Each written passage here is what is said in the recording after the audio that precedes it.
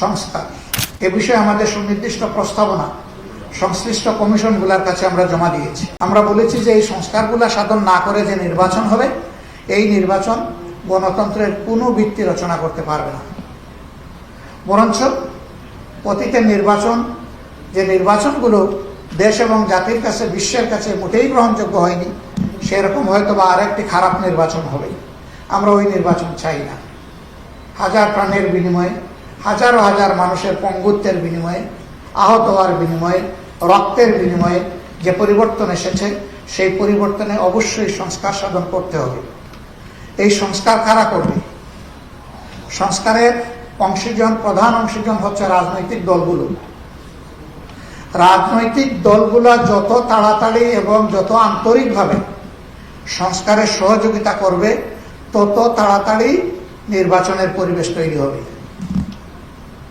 এই সংস্কারে যদি সহযোগিতার ঘাটতি থাকে কিংবা সংস্কার যদি না হয়, তাহলে দেশের মানুষের যে আকাঙ্ক্ষা, যে প্রত্যাশা, যে দাবি, যে সংস্কারের মধ্য দিয়ে নির্বাচনের সুষ্ঠু পরিবেশ তৈরি করা হোক, সে দাবি পূরণ না হওয়ার কারণে নির্বাচন অনিশ্চিত হয়ে পড়বে এবং তার দায় রাজনৈতিক দলগুলোকে নিতে হবে।